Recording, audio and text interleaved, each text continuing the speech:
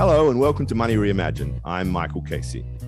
All of a sudden, regulators seem obsessed with stablecoins, those special blockchain-based tokens that are designed to hold a stable one-to-one value relative to another instrument, such as the US dollar. In the US in particular, there has been a flurry of activity. This past month, we've had Federal Reserve officials offering competing views on stablecoins. Eric Rosengren, the president of the Boston Fed, warned that stablecoins could stoke systemic risks in the financial system if not properly regulated.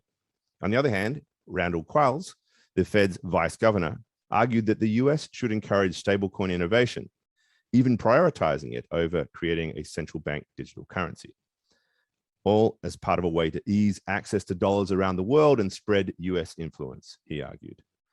Then, earlier this week, Treasury Secretary Yellen convened the president's working group on financial markets in a high-powered meeting to discuss stablecoin regulation that included top-ranking officials from the Treasury, the Fed, the Securities and Exchange Commission, the Commodities Futures Trading Commission, the Officer of the Comptroller of the Currency, and the Federal Deposit Insurance Corporation.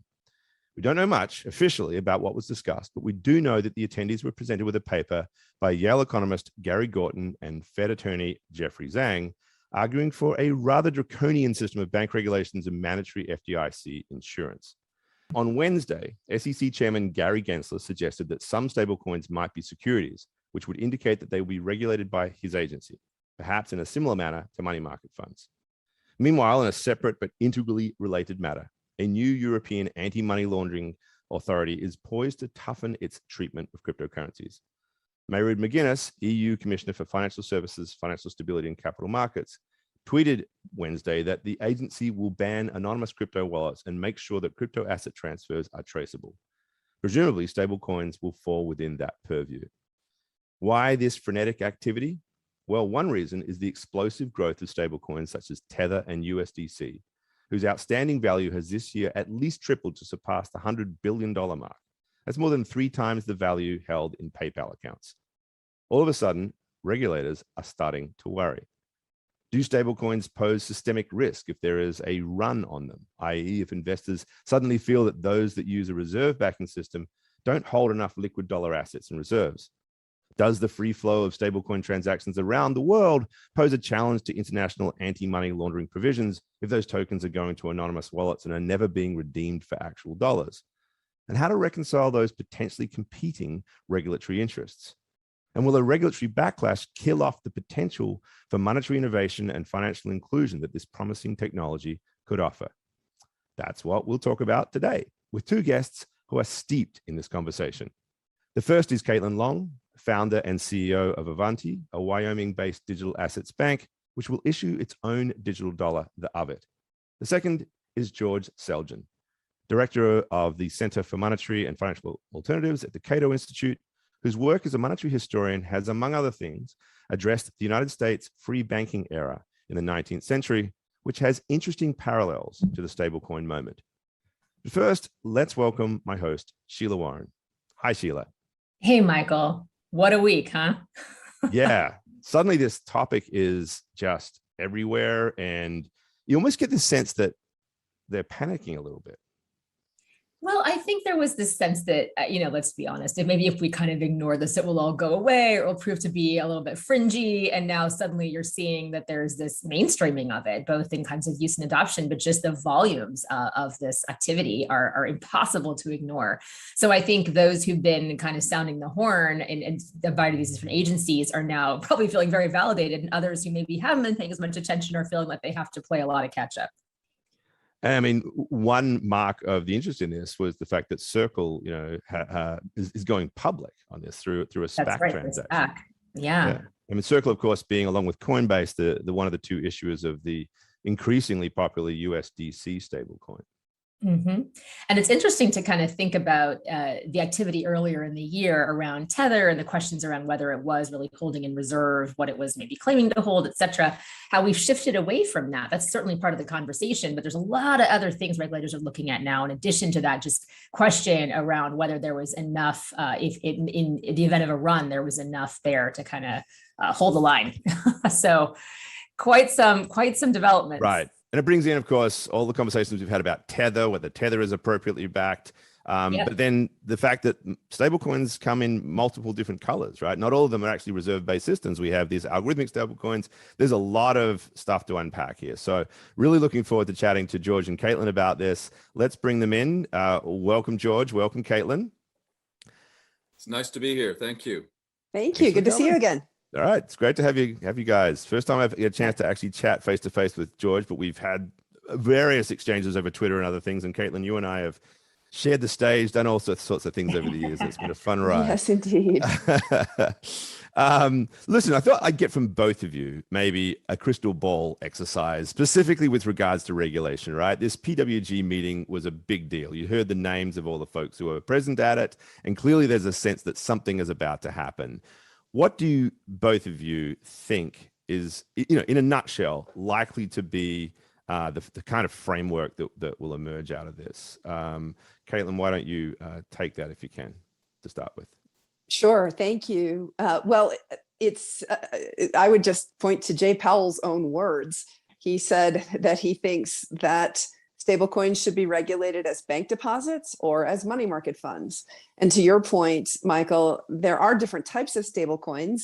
And frankly, I think that that both of those camps be available to stablecoin issuers as a choice. I don't think that those two camps fit the decentralized algorithmic stablecoins but Gary Gensler just this morning I saw said that even the decentralized versions, so presumably the algorithmic stablecoins is what he's referring to, if they touch securities, are going to need to be registered as a security.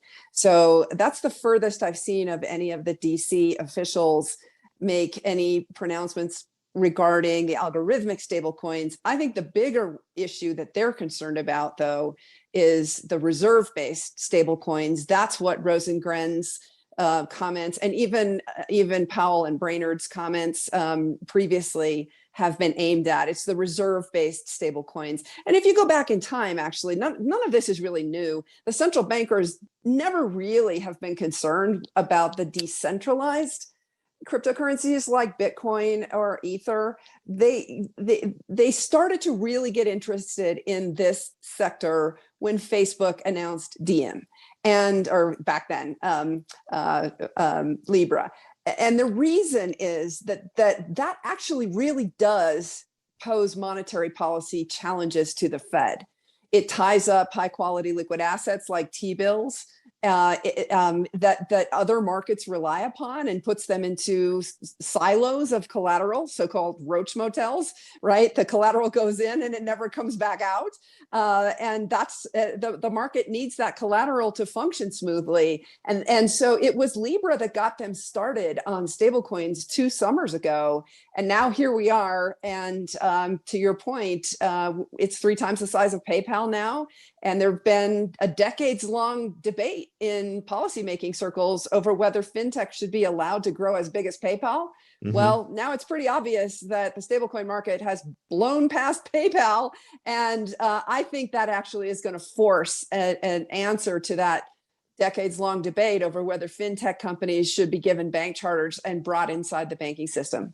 Yeah, and I think one of the reasons why that has blown past is because they are fundamentally useful, which we can talk about a little bit later about the innovation and the opportunities that lie with that and balancing that against the risks. But George, your take? Do you agree with Caitlin? Where do you see this going? Well, I don't have a sense of just how fast they're going to move, but I do agree with Caitlin about the way they are proceeding. And I think it's not a very healthy way. There's a tendency, I think that the regulators are trying to take shortcuts here. They're trying to regulate by analogy. So they're trying to fit stable coins of different types into the existing boxes of financial intermediaries so that they can try to regulate them the same way they regulate intermediaries like money market funds and banks. And in some cases, in many cases, that's trying to fit a square peg into a round hole. And as Caitlin suggested, what you have are quite a variety of very different types of stable coins, that some of which may somewhat resemble banks or money market funds, and some of which don't resemble either, like the algorithmic ones. And the real crucial question, I think, for many of the regulators from a macroeconomic point of view is the question of runs. How vulnerable are these different stable coins to runs? And beyond that, though the regulators don't seem to be asking this question enough, exactly what are the interconnections between these stable coins and other financial institutions that could cause runs on them, if they can occur, to have spillover effects? Exactly what are the fears? What's the basis for fearing that a run on Tether, for example, is going to have ripple-on effects that cause other financial institutions to have trouble? Now, of course, even among the reserve cryptocurrencies, you have a great set of different possibilities or different arrangements out there. You have some that are actually trying to hold bank deposits, and you have some that are trying to get master accounts and hold Federal Reserve deposits, which is 100% reserves. And I hope I won't appear to just be being nice to Caitlin if I point out that, for example, that sort of arrangement doesn't pose any systematic risk, because it can always cash 100% of its obligations without any trouble at all. Now, for those that hold treasuries, yes, there is an issue because treasuries are useful collateral, and there have been problems with scarce collateral. But I must say there's something ironic about the Federal Reserve worrying that there are going to be these other financial institutions, stablecoin issuers, locking up a lot of treasury securities. Well, good heavens. What talk about the pot. I know an institution that's been locking up a lot of treasuries. Right. You're absolutely right. Talk about the pot calling the kettle black, right? So, of course, one response to that is that if we need more treasury collateral, well, yippee, because the government needs to borrow a lot more anyway, by the looks of things, and seems to be perfectly eager to do so. But what I think all of this boils down to is that this rush to regulate, which is what it looks like, is causing causing regulators and experts alike to try and take shortcuts. And I don't think that regulation by shortcut is a good idea, partly because it's going to try to regulate very different institutions in the same way, and that's going to prove problematic, but also because it's likely to result in an overly strict regime that stifles desirable financial innovation. So I think they should take a deep breath and start thinking about different stablecoin issuers and exactly what risks they pose. Forget about comparisons with banks, and especially banks that haven't existed for 180 years, and actually look at these new arrangements with a cold eye and without the prejudice that comes from a reading of history, especially, I must say, a very bad reading of history in the case of many of the arguments being made. So George, I want to pull on so many things that you just said, but I'll start just for our listeners defining a bank run. Not everyone will be familiar with that idea. And a bank run, if you've seen It's a Wonderful Life, there's a scene there, right, where Jimmy Stewart's character goes in and everyone's like running into the bank and they're all worried about their money and they all start pulling their money out. And so a bank run basically is when a large number of customers of any financial institution withdraw their deposits simultaneously. They're concerned about the bank's solvency, and ironically, that leads to the banks ultimately defaulting in some cases. These occurred throughout history. 2008 is the most recent kind of run that we had here, of course, the Great Depression. And interestingly enough, the FDIC, which is the Federal Deposit Insurance Corporation, was actually established in 1933 in response to a bank run. So this is something that I do think it seems is kind of top of mind for these regulators. And I want to talk a little bit, George, and ask you about the Gorton-Zhang paper that was presented.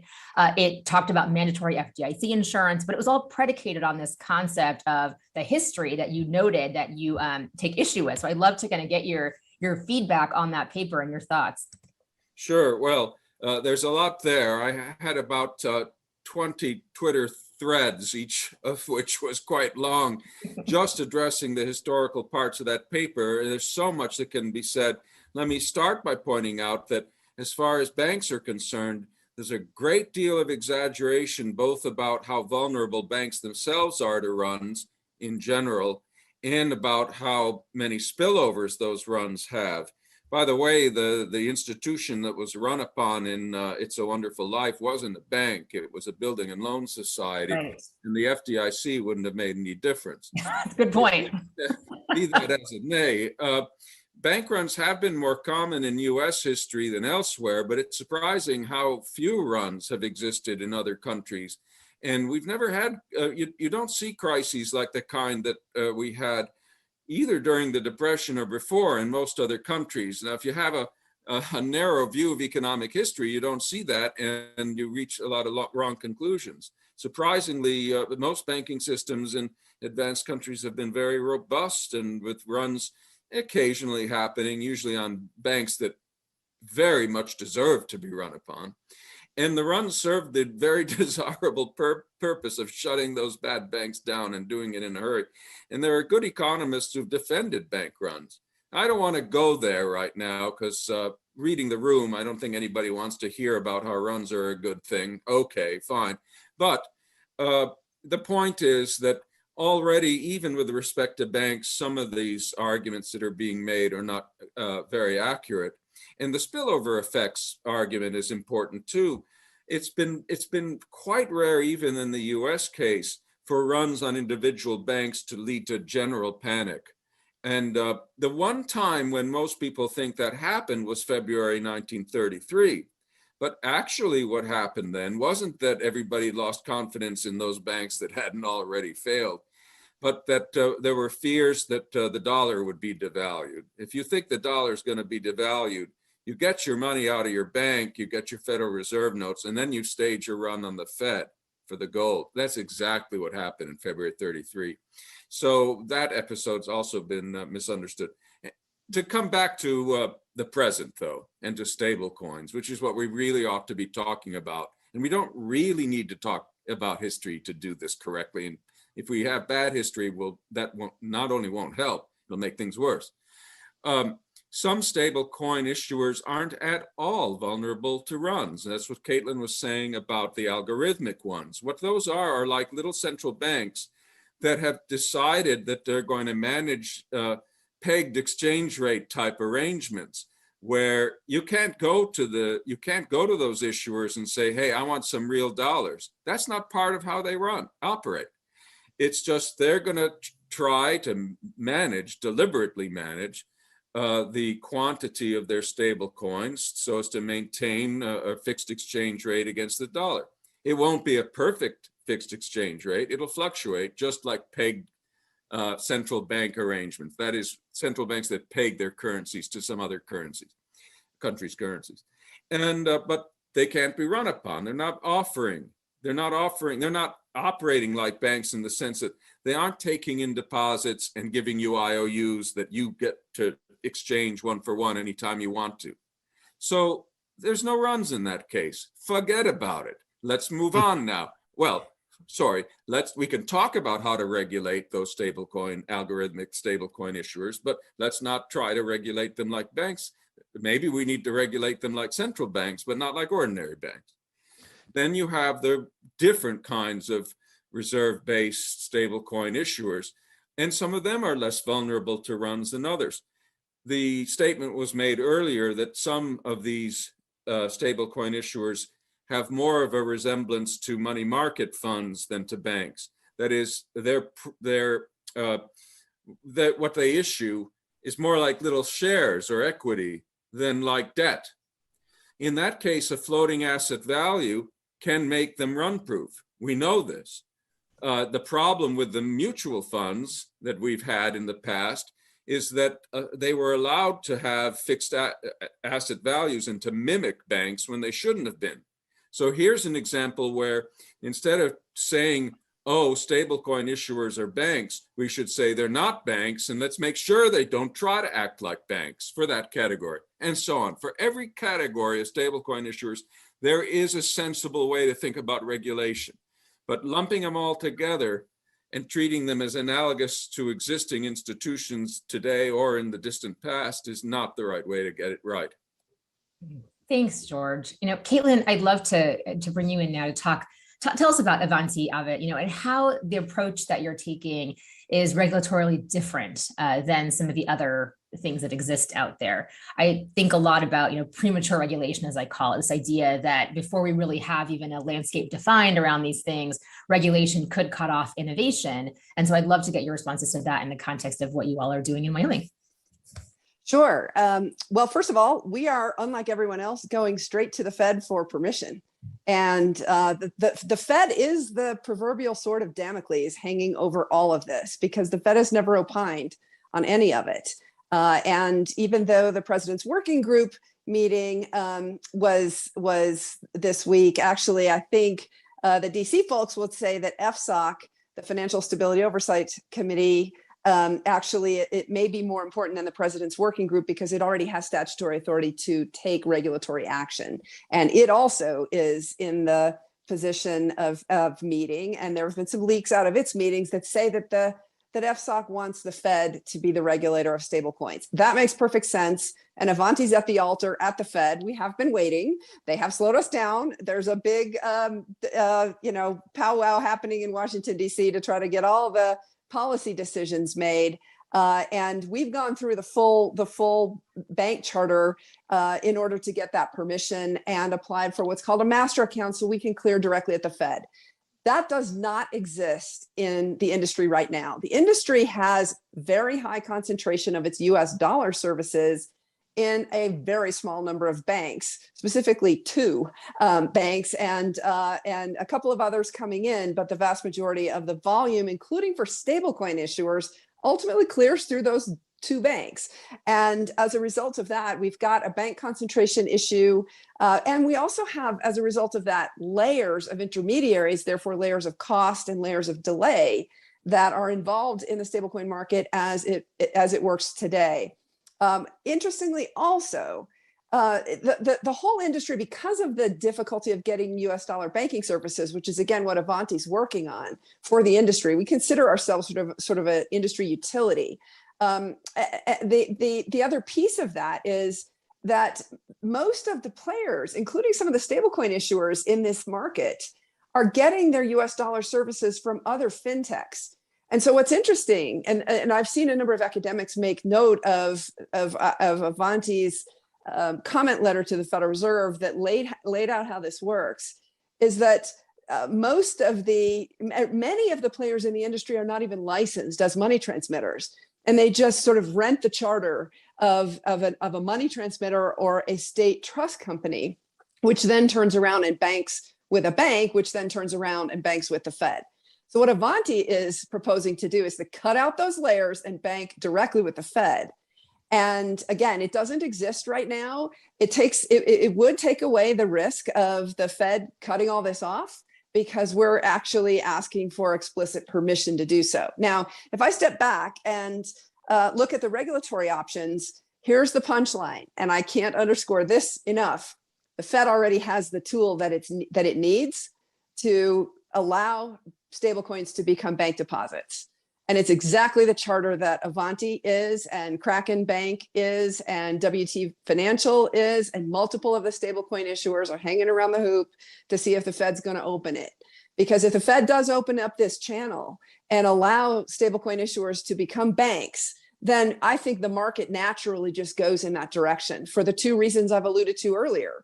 It takes out the layers of fees and intermediaries, and it also takes out that debanking risk that everyone in the industry is subject to because of the bank concentration risk we face in the industry as well as the issue that the FDIC historically has been the biggest blocker for banking services in this industry, and those are FDIC insured banks. So if the FDIC decides to ever pull the plug, it's a big problem for the industry. So we just went straight to the Fed. We're not FDIC insured, and we're at the altar with the Fed, and the Fed has had the solution in its inbox since last fall. The question is how fast it will act. Well, presumably, you don't. The issue of a bank run really isn't there, because you're always endeavoring to have a one-to-one value anyway, and if it's not a full reserve, it's at least very much better than a fractional reserve structure. So FDIC insurance seems kind of pretty pointless. But it brings me. And it is full reserve, by the way. Yeah. By law. Of course. But I mean, the point being, right, of the working group, it's such a focus with the mandatory FDIC insurance proposal and all of that. It's really interesting because it is a bit of a red herring. The bank run concept, I think, George, to your point and Caitlin's point, is a bit of a red herring if you really understand what's happening here. Well, also, putting fractional reserve banks, giving fractional reserve banks the ability to issue stablecoins is a terrible idea.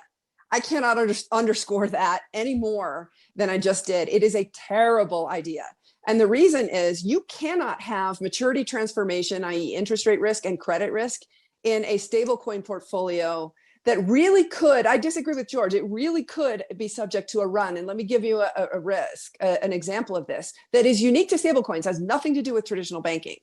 We see periodic accidental chain splits. We've seen multiple in both Bitcoin and Ethereum. And hey, Ethereum's got a big hard fork coming up, the London hard fork coming up later this summer. Let's play out the scenario where some of the miners say, I don't want to convert to proof of stake. I want to stay with proof of work. And you get another split in Ethereum. Well, holy cow, we've got tens of billions of dollars of ERC20 tokens that have been issued as stablecoins. Now what happens to all those once your chain split? You're going to have to do a redemption and reissuance. So there you go. You just have an example, a very real world, very foreseeable. About once a year, you see accidental chain forks happen. Whether they get sustained or not is the question. But we had one that was sustained for several hours in Ethereum just in November. And a lot of people were nervous at that point. Does that mean the stable coins are going to have to be redeemed? Well, heck, we only had, I think, 11 billion of stable coins outstanding at that time, if I remember right. Now it's 101 billion. So what's going to happen in August if we have a split of the Ethereum chain and the stable coins have to be redeemed? So this is, if I may, Caitlin, that is also an algorithmic case, right? Nope. No. I'm talking about the reserve-based stable Right. coins too. Okay. You betcha. Well, right. And now right. we've got, difference. corporate bonds and commercial paper that have to be redeemed. Okay. That's what Rosengren is talking about. Right. You bet. But to get back to your earlier point and to what I said, let's be clear. What I said was that 100% reserve type stablecoin issuer isn't vulnerable to runs. That would be you, for example. Yes, because we're literally just 100% backed by cash. Again, we're approved to issue it, but we're not approved by the Fed yet, and we're waiting for Fed approval, so it's not issued yet. Our AVIT. And I want to toot my horn by noting that I'm probably the only non-industry expert who wrote a long comment letter about this issue to the Fed, saying they absolutely should be providing master accounts to outfits like Caitlin's and other fintechs based on the 100% reserve requirement, at least. But what I wanted to say is that, yes, other reserve type stable coins can be vulnerable to runs. I wasn't denying that. That some could be vulnerable to runs. Of course, we've had runs, but there are also the algorithmic ones, and they deserve to be recognized and understood as operating on principles such that they too may turn out not to require heavy-handed regulation. So there are all these different categories, and the point is we should keep them separate. We should understand that these are different beasts and they call for different regulatory responses. But I'm absolutely for having better opportunities for more stablecoin issuers to do what Caitlin's firm is going to do. That should be a part of the ecosystem that is encouraged. And I wrote in another of my long Twitter threads, that one of the basic principles that regulators should keep in mind here is it's not just about playing whack-a-mole. It's not just about prohibiting stablecoin issuers from doing this or that, let alone prohibiting them outright. It's about exploring the features of different stablecoins, discovering those that have actually very desirable features and are very safe, and encouraging them. So, you know, we can have carrots and sticks in this regulation game. I'm seeing only sticks so far, and that too is wrong.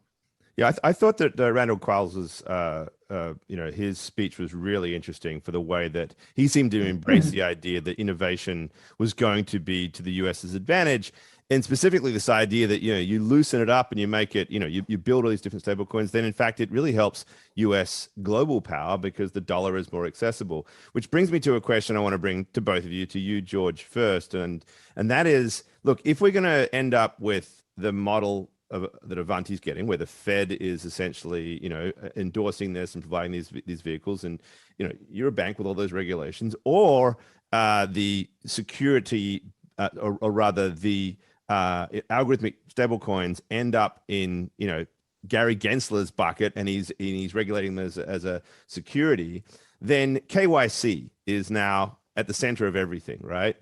Which seems to me, then, this is something that we talk about all the time on Money Reimagined, that, you know, now one of the advantages of stablecoins, which is this sort of global freedom that you have to move this cash-like digital item around the world, the way it's being used in Argentina, the way it's now, and something that, to Quarles's point, could actually be beneficial to the United States, suddenly is undermined, right? Because the advantage of it, it seems to some extent, is the ease with which you can access it without all of those identity requirements that you would have elsewhere. George, I'd like you to weigh in, because you made a really interesting point, one of your Twitter threads, and that is that one of the things that might actually, make stablecoins even less prone to, you know, a run or even just redemption itself, is because people who are using them for anonymity purposes are just not going to want to go and redeem, because then they're suddenly bringing themselves forward. And so there's this kind of interesting trade-off between stability and actual KYC. But do we end up inevitably in a world where this is just yet again something that, you know, it still faces all the same problems? And I wrote a paper for your institute as part of that, as part of the conference last year, just pointing out how much KYC has been a huge imposition on financial inclusion and all these other challenges. Are we just rebuilding all of that now around stablecoins?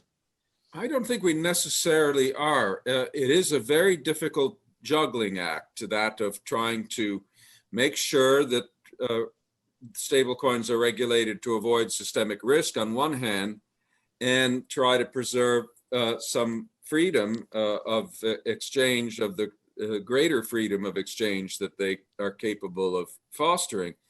But this is why I am very concerned that we have an environment conducive to having different types of stablecoins that can meet different needs. The algorithmic ones, the money market fund ones, the reserve ones that actually are debt-based or deposit-based, if you like. And among those that have 100% reserves really have 100% reserves, and those that have something else. All of these are different types that warrant different kinds of regulation. It isn't obvious to me that if they're all regulated correctly, that there won't be some that still are able to serve the niche that's looking for pseudonymity. That's not clear. If it turns out that there's no way to avoid macroeconomic risk without wiping out pseudonymity, I'm afraid that if we're all reading the room out there, that pseudonymity is gonna go. But that is perhaps a trade-off worth accepting. I would not like to see that happen. But the best way for it not to happen is to allow, as much as possible, different types of stable coins to exist side by side, appropriately regulated, and of course to allow further future innovations that may bring us types of stable coins we haven't even seen yet. Caitlin, do you what do you think about this? You know, because you've been a big supporter of cryptocurrencies and the lightweight way in which it operates. But are we, how do you feel about the know your customer type of framework that's inevitably going to work its way into this? Oh, it already is. And by the way, one of the things that has happened in this industry is because there are no banks that issue stablecoins, we're one or two layers or more away from the really heavy know your customer regulation. Okay, so let's step back. The way that regulation works, there's a lot of regulatory theater. A lot of crypto companies claim to be registered and regulated. And yeah, they may be registered, but they're not really regulated. Paxos just today came out with a blog post on who's really a regulated stablecoin. And I would actually disagree with Paxos. I don't think any of them are, because the Fed could shut every one of these down, okay? But they are as close as possible because they're regulated. They are truly regulated by the New York Department of Financial Services as a trust company, and they are backed with just cash and T-bills by law, as opposed to Circle, which is the issuer of USDC, which is a money transmitter just like PayPal. And now we just saw with their disclosures, they've got corporate bonds, they've got commercial paper, they've got a lot of illiquid stuff in there. And then Tether is in a different category, right, in terms of who's got illiquid stuff. So different category every other week. Yeah, indeed. And so, but back to the KYC point, because Tether really is mostly an offshore vehicle and is definitely used mostly by crypto traders, whereas USDC and the NYDFS issued regulated stablecoins are definitely trying to go more mainstream, right? So if I'm the Federal Reserve, which one am I more bothered by? It's the ones that are more mainstream, right? Because they really are competing. And to be honest, it's way too late, I think, to your point, George. I thought it was a really great point. I'm glad Michael brought it up, that the offshore ones that are trying to use Tether for pseudonymity, there's already $62 billion in their reserves, and they may never be redeemed. It's way too late to get those back. They're Euro dollars, they're offshore dollars. The Fed doesn't directly regulate that market, right? And so I think that stays mostly there. It's the onshore mainstream ones, right? You've now got both Visa and MasterCard working with one of the stablecoin issuers, and more to come, right? That's what's much more of a threat to the mainstream payment systems. And so back to the KYC question, banks are the ones that actually get regulated on KYC. Trust companies, not much. Money transmitters, almost not at all. Okay, that's the reality.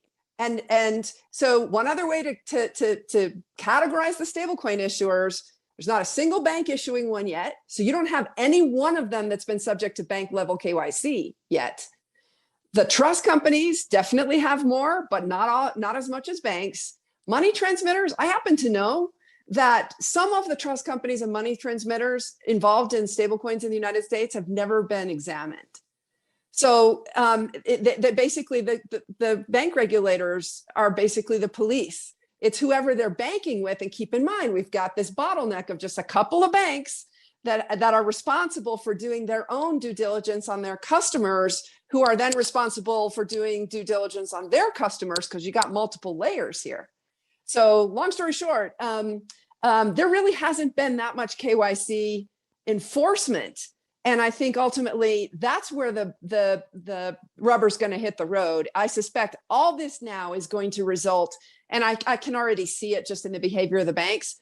Everybody's doing another compliance review, and there's going to be a lot of bank account closures of accounts that have had loose KYC. It's unfortunately, Michael, to your point, it does harm innovation. I've written also about, I'm not sure that the Bank Secrecy Act, if it were litigated today under the Carpenter case, which is the Verizon cell phone data case, would hold up. The whole Bank Secrecy Act has held up by the Supreme Court under the notion that there's something called the third party doctrine. Once you give your information to a third party, you don't have a Fourth Amendment privacy interest in that information anymore.